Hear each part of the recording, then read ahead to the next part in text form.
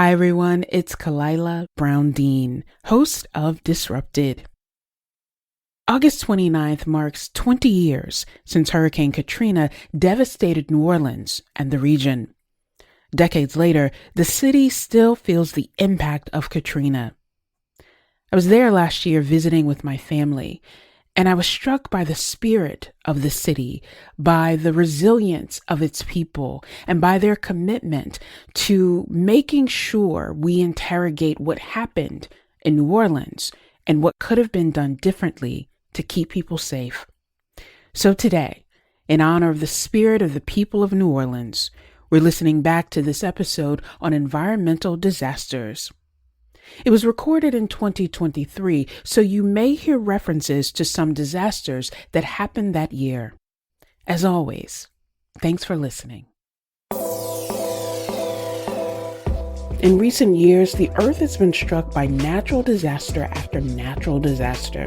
After a summer of devastating storms, ferocious wildfires, and scorching heat, Greece is facing a war with climate change. The World Meteorological Organization is still studying Freddie, but says it appears to have set records.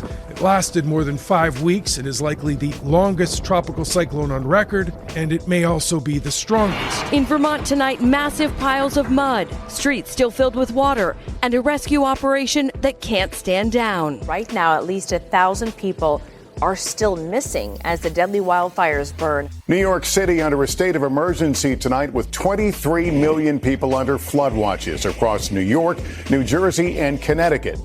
But some say there's more to these disasters than what we hear on the news. So-called natural disasters are actually shaped by decades of human decisions and indecision. We play a role in everything from how frequently they occur to whom they impact most. This is Disrupted. I'm Kalila Brown-Dean. Today we look at why disasters happen the way they do. Later in the show, we'll hear the science behind the recent increase in extreme weather. But first, Andy Horowitz. He's Associate Professor of History at UConn and the Connecticut State Historian.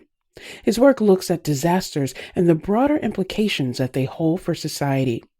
He's author of the award-winning book, Katrina, A History, 1915 to 2015. Professor Horowitz, welcome to Disrupted. Thanks so much for having me. It's a privilege to be with you. I'm excited to talk about the book because it does tap into what, unfortunately, too often gets overlooked as not just a piece in American history, but connection to so many other areas. Before we talk about the book, I want to talk about your work more broadly, because you're an historian and you often focus on disasters. What does it mean for an historian to think about disasters? You know, when most people hear that word disaster, I think it calls to mind a kind of a short story, an acute episode, a kind of emergency or a disruption, to use a good word for this context, something that comes out of nowhere. And, you know, like a lightning strike, an event of pure chance. But historians, you know, we don't like to think about pure chance. We're allergic to the idea that something can come out of nowhere. Historians believe that everything has a history. And so my interest as a historian is to see how disasters have histories, to see how their causes and consequences unfold over time, and often over much longer periods of time than we commonly imagine. I give this example sometimes of the kind of work I do. I said, a disaster might be a lightning strike. If you heard that I was struck by lightning, you might think that it was just bad luck, cosmic bad luck. But if you widen the timeline a little bit and discovered that, it was pouring rain and it was thundering and my wife sent me outside holding a tall metal rod, it really changes totally your understanding of what had happened to me and the sort of questions you'd want to ask about it. It's no longer a story about the weather so much as a question about power. So that point of view really kind of animates the work I do as a historian of disasters. I want to focus on the title of your book, Katrina, History 1915 to 2015. Because often when we think about an event like Katrina that happens in a particular year, that's where we focus. And instead, what you're helping the reader to understand is that context, that history, the choices that lead us to that moment that shape and define the aftermath but also help us to see the very long connections that we need to recognize connected to these events. Why the choice to start in 1915? I think consistent with this idea just was saying that disasters should be short stories. I think when we talk about Katrina, when most listeners hear that word, they will think about that terrible day, August 29th, 2005, when a storm called Katrina was in the Gulf of Mexico, pushed a storm surge against the federal levee system meant to protect New Orleans, and the levee system collapsed, flooding 80% of New Orleans and all of St. Bernard Parish, the county to the east, killing hundreds of people and leaving tens of thousands of more people homeless. Most people will think about the days that followed when there was no help to be had. That is kind of the whole story that most people have when they think of Katrina. It calls to mind a terrible few days a long time ago. But I find that short version of the story doesn't allow me to answer the questions that really bothered me and nagged me for many years about Katrina, including some very basic questions like who lived in harm's way and why did they live there? And so, like you said, I ended up starting my account in 1915. I start with another hurricane it was called the Great Hurricane of 1915. It didn't really have a name, and it was largely forgotten, but it made landfall in Louisiana, just as New Orleans had finished building this massive drainage system, a system of pumps. New Orleans, since its colonial founding in 1718, was built along the highest ground in the area, which is near the Mississippi River. Everything farther away from the river is basically swamp. It was flood prone and you couldn't build there. This drainage system was meant to drain those swamps and encourage development. And when the storm came, even though parts of the city flooded and some people drowned, engineers and many others in New Orleans believed the city had passed a defining test.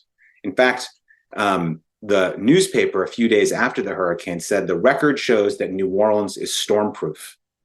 And the city bet on those drainage pumps and expanded into the former swamps. And the neighborhoods that were developed after 1915 were long the most desirable neighborhoods in the city. These were single family homes, the place that you might, if you were a returning veteran from World War II, you might use the GI Bill to move into these places. Connecticut listeners could think about Hamden, for example, or West Hartford, desirable neighborhoods. But from the perspective of 2005, most of the buildings built before 1915 in New Orleans did not flood, but most of the buildings built after 1915 did flood. So this told me that in order to understand Katrina's impact, I had to start the story nearly a century before. And then just to say I had to widen the frame on the other end as well, because if I wanted to answer even a simple question about who returned, that answer is not embedded in those terrible few days. You have to look into the future. And here, really one of the most shocking for me and unsettling discoveries in the book was that the water itself, the flood, didn't really explain who was able to return home. I just kind of alluded to how the flood didn't wash over Black New Orleans as opposed to white New Orleans, or poor New Orleans as opposed to rich New Orleans. It flooded 20th century New Orleans. But that kind of broadly shared challenge, the ground just totally shifted afterwards. And so from the perspective of 10 years later, long after the national attention had moved on, while the white population of the city was only down around 8,000, the Black population of New Orleans was down 92,000 people. And that vast racial disparity is not explainable at all by the water. We have to look at inequalities that existed before the storm and the suite of recovery policies, so-called, put in place afterwards to make sense of what happened. I want to talk about those policies because you have mentioned a number of policies that made certain people, certain communities more vulnerable than others before the storm. It also meant that when we look at the aftermath and how people were affected, not just who was affected, but how they were affected, those policies come into play about who can leave safely, what people leave with, where they go, and where they can return. Thinking about the aftermath, what are one or two policies that you say really highlight what happened here and that we need to pay attention to it in a more deliberate way? Sure. I'll give you two examples that I think make intuitive sense and are not just about New Orleans. One is just you mentioned being able to leave safely. A hurricane is sort of unique as a kind of emergency of this kind because you get a few days warning. Most listeners, if they heard that their house was going to flood in 3 days, would not be home in 3 days. But that presupposes the resources to leave and the idea that you have somewhere to go, and that can be a very expensive proposition. There's a lot of talk at the time in 2005 and still when other similar events happen that people choose to stay. But for many people, it's no choice at all. There were around 130,000 people in New Orleans when the levees broke. And that's almost exactly the number of people who don't have access to a private car in New Orleans, which included, I think, a third of African-American households in the city. Of course, people with cars, it wasn't that they were just smart or resourceful. They relied on the hundreds of millions of dollars of investment that the federal government made in building highways and roads. So they had an evacuation plan that was provided for them by the federal government that they were able to use. People who relied on other forms of public transportation, like cars and buses and streetcars and trains, they didn't, the federal government made no provision for them. And so they were left to experience the storm firsthand. So that's one way in which inequality in infrastructure, makes an event much more difficult for some and much easier for others. But some things truly have nothing to do with the weather at all. So to give an example in terms of who could come back, after the Katrina flood, there was a mandatory evacuation order in New Orleans. So everybody left. Now, it turns out, in part because of a series of processes that I explore in great detail in the book, many of New Orleans' most disadvantaged residents, thinking here in particular about residents of public housing in New Orleans, did not flood because, as I said, the neighborhoods that flooded were often very desirable neighborhoods. So the city was constructed to build public housing in parts of the city that were seen as undesirable, near the port, near heavy infrastructure. So public housing didn't flood, maybe 5,000 public housing apartments. But while the mandatory evacuation order was in place, the Housing Authority of New Orleans spent money to build up the fences around those unflooded apartments, closed public housing, and never reopened it. 2 years later, the city council voted to demolish all 5,000 units of public housing in New Orleans. So those families, even though they were untouched by the floodwater, couldn't come home as a result of this thing called Katrina. But we have to be very careful when we use that word because the storm called Katrina is not the cause for many of these effects that we've come to associate with it. I think that blaming this on the storm makes it easier for some people to excuse it away, because then it appears like it was something that was beyond our control. And really what you just laid out for us is that, no, these were intentional decisions about, resources and economic development and how people would rebuild in those areas that were very much about policy choices and in some ways non-choices, options not to act in order to do that. I want to ask you this question that I often grapple with thinking about the aftermath of Hurricane Katrina and other events that disproportionately affect people. What do you think we owe to the people of New Orleans? And I'm often thinking about African Americans who were displaced and could never go back because there was nowhere to go back to. I know there was a lot of division about the role of government. What do you think we owe people in this aftermath? It's, both such a difficult question and in some ways the only important question. Even thinking about who the we is in your question, what do we owe them? I lived in New Orleans for 10 years. I'm not African-American, nor was I. I'm from Connecticut and glad that I didn't know Katrina firsthand, but I do try to not think about, and I want to be careful how I say this because, of course, the impacts were the experience of life in America is so fractured according to lines of race and class that our experiences are fundamentally different. But I also fight really hard against the impulse to think about Katrina or any other of these, analog events as happening to other people. I think one thing that we owe them is understanding that we are them and that we're in this together and that we need to, attend to our neighbors as if they're our neighbors and attend to our family as if they're our family. And that is a kind of, it can either sound like, I think, a really pat answer, but it also is a kind of empathetic vision that is often totally absent from U.S. policymaking. And I think in its broadest sense, we ought to aspire for that on a much more granular level, just to get at what you were saying about, trying to blame the weather for things that people did. I do think that as a historian writing about Katrina, I felt like what I owed Katrina's victims was at the very least an honest accounting of what had happened, a sense that nothing here was inevitable and that I could name the people who put in place the policies that made it easier or harder to come home. And I think at the very least, as a historian, I owed people that truth. And that was what I tried to give. Coming up, Andy Horowitz shares why he's sometimes uncomfortable with the word disaster itself.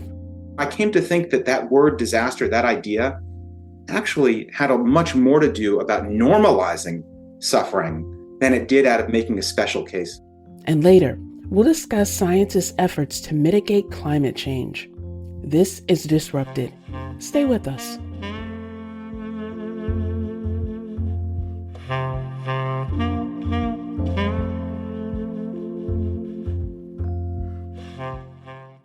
Welcome back to Disrupted. I'm Kalila Brown-Dean. Today we're looking at the way that our decisions shape natural disasters. We've been talking to UConn professor and Connecticut state historian Andy Horowitz about his book Katrina, A History, 1915 to 2015. The worst of the storm has now reached New Orleans. This is the moment we've been talking about, dreading, anticipating now for some days. Seeks substantial cover now. Winds are gusting to over 120 miles per hour. There are reports from New Orleans of people trapped in buildings that have come down around them. In late August 2005, the city of New Orleans was underwater. The hurricane devastated the city and the surrounding area, with nearly 2,000 people dying because of the storm and what followed. New Orleans is called the Big Bowl, a lake to the north, a river to the south, and canals on both sides. Most of the land in between is below sea level. When Katrina breached the levees that held the water back, the bowl was swamped. Levees across New Orleans failed, and billions of gallons of water poured into the city. For weeks, about 80% of New Orleans was flooded, and tens of thousands of people couldn't evacuate in time. Most of those people were African American, and also those experiencing poverty. It left them with very little food, shelter, and other basic needs. Van Newkirk II is host of the Atlantic's Floodlines podcast. He describes it in this way. Hurricane Katrina was not the disaster. The disaster was what happened after. Many things happened after, including something called disaster capitalism. I asked Professor Horowitz about that term and how it played out during the aftermath of Hurricane Katrina. Disaster capitalism is the idea that in the context of an emergency, like a flood or a fire, that there will be an opportunity created for capitalists, for developers, for speculators to come in and profit on changes that might otherwise be impossible if there hadn't been such a significant disruption. And, you can see it lurking about, for example, the story I gave before about public housing, where even though those sort of changes happened in cities across the United States, they certainly happened here in Connecticut, the fulcrum point at which public housing was closed in New Orleans was in the context of a mandatory evacuation. So that's what disaster capitalism means. I, to be honest, kind of shy away from using that term in my own work because as a scholar of disaster, this may sound curious, but I've come to be uncomfortable with just the name, the idea of disaster altogether. I don't know what kind of work it does, as we might say in a classroom. What kind of work does that word do? There's always people in the casket business. And the point is there's capitalism all the time. So what does it do to affirm the idea that there are special moments in history called disasters and every other time is normal? And in fact, I'll just say another word on this. If you think about what a disaster means, it means a special kind of suffering. And it's a special kind of suffering that we as a society deem illegitimate. So, if somebody loses their house because it's flooded, we collectively name that a disaster and say, well, this person is entitled to a kind of aid. We have to give them flood relief. That's no way for a person to go homeless. But by making a special case out of flooding, we then say that actually it's normal for someone to be left homeless because their mortgage went underwater. Even though losing your job because your company moved somewhere else, you have about as much control over that as you do the weather. And you're homeless either way. But we fixate on the special case. You can see it all over the place. Just to give another example so listeners might understand what I mean better, when Joe Biden was campaigning for president, he said that all COVID treatment should be free. And this made, I think, a kind of empathetic sense to people because it said no one should be too poor to survive COVID. Great, but does that mean that people should be too poor to survive cancer? Why is one the special case? Why do we name some things emergencies, some things crises, some things disasters, and other things normal? And I came to think that that word disaster, that idea, actually had a much more to do about normalizing suffering than it did out of making a special case. So to come back to your question about disaster capitalism, I see the processes that people use that phrase want to call attention to. But I think, frankly, we should talk less about disaster capitalism, more about capitalism, if that's the concern. Who cares what the weather is? Well, I also think that when we think of it in that way, there are also people who say in the aftermath, is this an opportunity to make things anew? Is it an opportunity for a community to define itself for itself and think about how do we bring goodness out of this by elevating the voices of those who are most affected? And you use the example of COVID and the pandemic and how many people said it shouldn't have taken a pandemic for you to realize that there are people in this country who don't have enough to eat, or that there are families who rely on schools for their kids to have access. Your book focuses on this period between 1915 and 2015, but I know that you are someone who still cares deeply about the city and still keeps abreast of what's happening there. What do you see in New Orleans in 2023 that is still connected to this aftermath, but perhaps could be an instructive lesson as we think about the future? Back in 2005, certainly for those of us, I among them in Connecticut, people elsewhere who experienced Katrina primarily on TV, it was, I think, too easy to write it off as an exception. Sort of suggested through our whole conversation that the whole category of disaster is designed to make an exception. But Katrina in particular, you may remember people said, this would never happen in New York City. And the idea behind that, I think, then, was that, first of all, New Orleans occupies a kind of unique place in the American imagination. It's a Black city. It's a Caribbean city. Some people say it's south of the South. It seems to be on the margins of American life. And it's structured in a way, certainly in the imagination, and in reality is to be full of many disadvantaged people. And so there was a thought that, if New York City was drowning, the aid would be more forthcoming. But then a few years later, there was Hurricane Sandy. And now just recently, New York City flooded again. And by the way, it was some of the wealthier neighborhoods. And it was the Staten Island during Sandy, the whitest part of New York City. It was now the wealthiest parts of Brooklyn that flooded recently. So I think, New Orleans, Katrina kind of to dismiss it as something that only affected people on the outskirts of American life is to really not heed the siren of its warning. So in all of these ways, New Orleans and Katrina, rather than receding into the past, just continues to look to me like a defining opening scene for 21st century America. And we talked before, about us and them and who are the we that we are talking about when we ask what we can do for each other. I think to sort of to say, the fire was just in Hawaii. The flood was just in Louisiana. The flood was just in Houston. It was only Staten Island. It wasn't Manhattan. At a certain point, you cut off too many limbs and there's nothing left. I think that what New Orleans offers is the opportunity to think about whether we're going to engage the challenges that we face collectively or whether we collectively will succumb to them. As we come to the close of our time together, I really appreciate your work as an historian to help us see ourselves and one another, to help us see our place in that collective history and what we contribute to it. And in that way, it also becomes a responsibility to tell our stories so that future generations can understand it. But even right where we are, that we understand what we are part of. You are Connecticut State Historian. Congratulations. That's fantastic. Thinking about that calling in terms of how you approach history, how you bring people into that understanding, what are you most excited for in carrying out this role? Well, I think, and thank you for mentioning it and for the congratulations. It's an incredible job and a daunting one. Part of what I want to do as state historian is the same thing I tried to do as a regular old historian, was just to try to, give a sense of history to events that often seem to be without precedent. Katrina didn't come out of nowhere. It came out of a century of American urban policy. And that can just make the world make more sense. It shows us how change happens, how change is possible.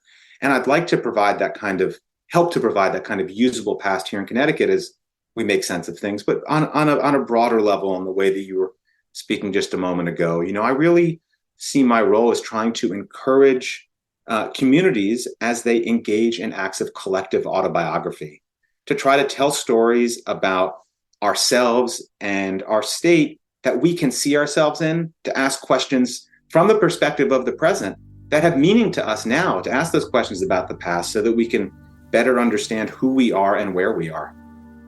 We appreciate the work that you're doing, and I can think of no greater time than now for us to commit to that. Andy Horowitz is Associate Professor of History at UConn, the Connecticut State Historian and author of the award-winning book, Katrina, A History, 1915 to 2015. Professor, thank you so much for joining us. Thank you again for having me.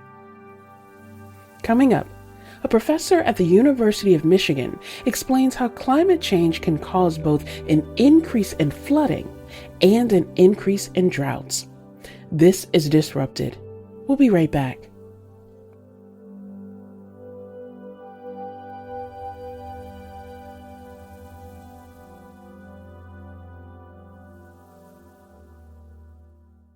Welcome back to Disrupted. I'm Kalila Brown-Dean. It may feel like the weather has gotten more extreme in recent years, and scientists say that's because it has. Intense droughts, wildfires, and flooding have all become more common, largely because of human-caused global warming. Here to talk more about climate change and how it affects extreme weather events is Mohammed Ombadi. He's assistant professor in the Department of Climate and Space Sciences and Engineering at the University of Michigan. Professor Ombadi, welcome to Disrupted. Thank you for having me. I'm very excited to be here today. Your work is so timely, and I want our audience to get a sense of your scholarship and how it really feeds into a lot of the discussions that are happening. A big piece of your work looks at how climate change, something that we've known about for a while, is shaping extreme weather events. Let's start with very basic. What do we mean when we say extreme weather events? So what we mean with extreme events are events such as floods, which are often caused by heavy storms. We also talk about droughts, heat waves, wildfires. So all of these are examples of extreme events. And a big concern in the climate science community is how climate change and anthropogenic global warming is shifting the characteristics of those events. And what I mean by the characteristics are things such as the intensity, so how intense and strong those events are, the frequency of their occurrence, as well as their duration. So all of these three aspects are particularly important. It's, to be frank, and in a non-technical, non-academic term, it's scary to think about the things that you've just mentioned. We're seeing greater intensity, greater duration, in some ways, less ability to prepare, or what we thought we could do to prepare. And yet we're also seeing the intensity of these events, the occurrences of these events happening in particular places and having really devastating effects. Are there particular examples that you could share with us to say, this is a key example we need to focus on of how these things are playing out right now? Right. So if we look at the example of heavy storms and associated flooding, I think the year 2023 has been a very remarkable year in terms of all of the unprecedented flooding events that we have seen almost across all continents of the world. So earlier in 2023, we had extreme and severe flooding in California. And then after that, we had extreme flooding in Asia, in the Himalayas regions. We have also seen unprecedented flooding in the Mediterranean region, in countries like Greece, Turkey, and Libya. And the example in Libya was, in fact, very, very severe, and there have been casualties and deaths of thousands of people due to those flooding events. So this is what is happening with flooding. But if we look at droughts or heat waves, we do see this unmistakably increasing trend in terms of their intensity and frequency. And it's not just this year, but it's in all recent years. Another thing that people will remember 2023 for is that it has been a record-breaking year in terms of hot temperatures in many regions around the world. And a lot of people in the climate science community are arguing that that is not really news because we know temperatures are going up. And so we should really stop thinking about, well, this year is a record-breaking because each coming year will break these records even more. I want you to help me understand something. You mentioned California as you were talking about, where we're seeing these occurrences. How is it that we can experience drought at the same time that we're seeing these extreme rainfall? So some people may say, that doesn't make sense. If we're getting lots of rainfall, how can we still have droughts? How can we still have areas of the world, not just of the US, areas of the world where people have to ration their water access or where people are making decisions about who will have access? How do these two things happen in the same sorts of spaces? Yes, that is an excellent question. Because when we say that there is an increasing trend in the intensity of heavy storms, and at the same time there is an increasing trend in droughts, a lot of people have difficulty reconciling those statements. Maybe we should take a step back here and talk a little bit about how global warming is leading to intense extreme precipitation, and that will help us understand how droughts can also occur at the same time. So the basic idea is that the warmer the atmosphere, then the more water vapor it can hold. And a lot of climate scientists use the analogy of a kitchen sponge. So if the size of the kitchen sponge is larger, then it can soak up more water. But you can also squeeze out more water out of the sponge, just simply because it has more water content. And so that's how the atmosphere works. As we warm the atmosphere, it can hold more water vapor, and that water has to eventually come back to land and oceans in the form of precipitation. So that's the main process through which global warming leads to more intense storms. And in fact, for us as climate scientists, we often put a number on this increase. And that number is for each 1 degree Celsius of warming, there is about 7% increase in the atmospheric water vapor. So that's how global warming leads to those intense storms. Now, on the other side of the coin, with warmer temperatures, we would expect higher evaporation rates. So more water can be evaporated from soil, plants, land, and so forth. So if you really think about this, more evaporation of water from land means that we are losing water from land going to the atmosphere. And this often leads to intense droughts, and in some cases, longer dry spells, even though we might have occasionally some heavy extreme rainfall events. So those would be scattered over time, but still for most of the year, you will have some dry conditions. So that's how the two can happen together. Maybe another concrete example is looking, and you mentioned California and Western US. For instance, California experienced what is called a mega drought from 2012 to 2016. It was a very unprecedented drought event. A lot of studies have estimated that this drought was actually the second in record in terms of severity for the last 2,000 years or so. And just immediately after that drought terminated in 2016, we had a very wet year, which was the 2016-2017 year. So that's an example of how you might have drought conditions followed by wet conditions. And in fact, the frequency and shifting between wet and dry conditions is also increasing. This is what climate scientists sometimes call a whiplash effect. So we are constantly shifting between wet and dry conditions. So, Professor, you're a climate scientist. I'm a political scientist.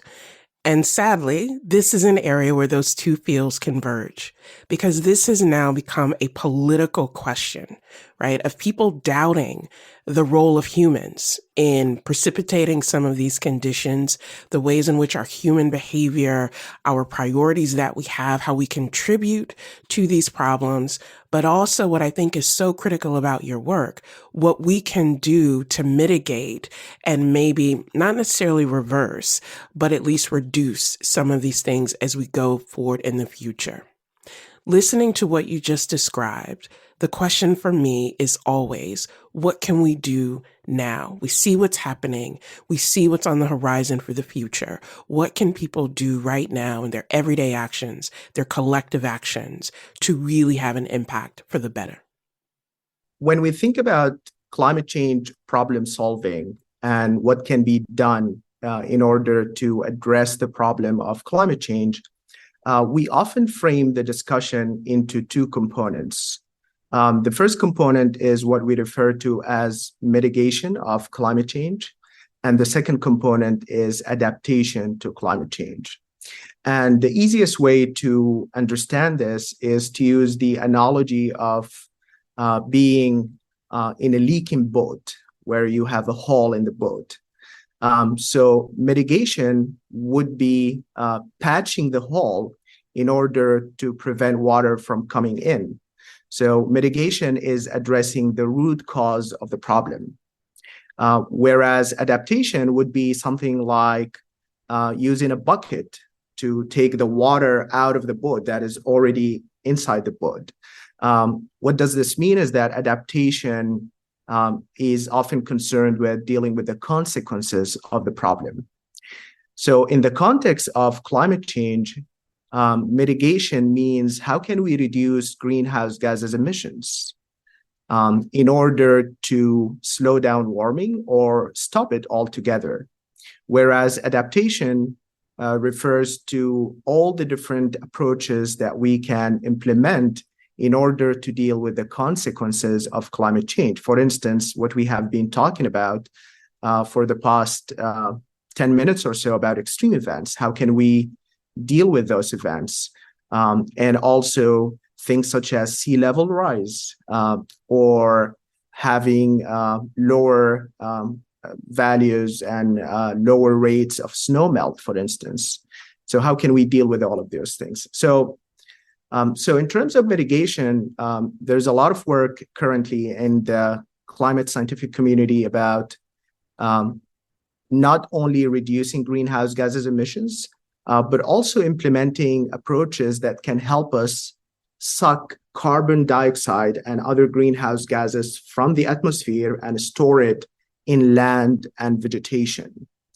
So a lot of the efforts surrounding afforestation and reforestation are intended to increase this carbon sink because plants can suck carbon dioxide, and we can store it there.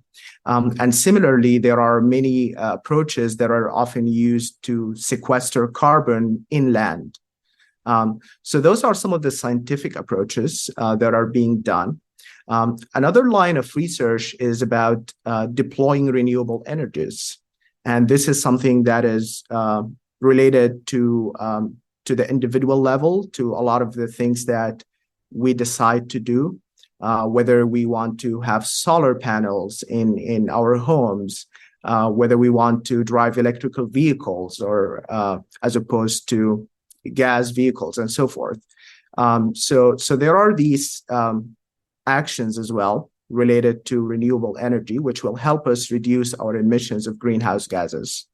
And then if you go deeper into the individual level, then there are other things such as what diet do we have? Is it a meat-based diet? And, for instance, I've been talking about carbon dioxide, but methane is a very lethal greenhouse gas as well. And usually farms and cows and so forth contribute a lot toward that. I want to ask you a question that I think leads from this idea of adaptation and mitigation. And as we think about these strategies, I think it's also important to think about where those strategies are deployed. Where is it working? Where do the people understand the need for it? And how does that affect their ability to move forward? And I'm thinking here of countries like Pakistan and India, where we've seen these occurrences.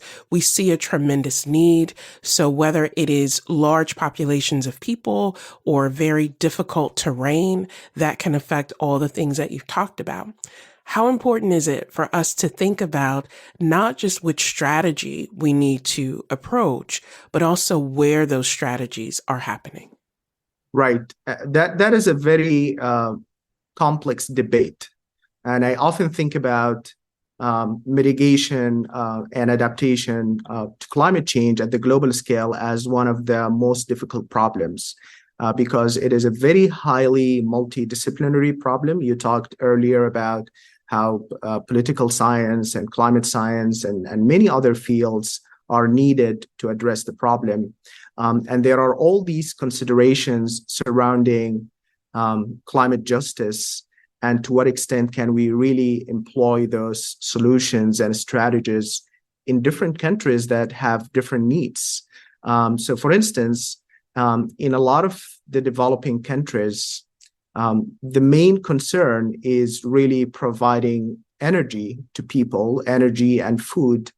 And even though there has been a lot of research in solar energy, in wind energy, and a lot of these renewable energy technologies, but until now, they aren't as reliable and effective as fossil fuels.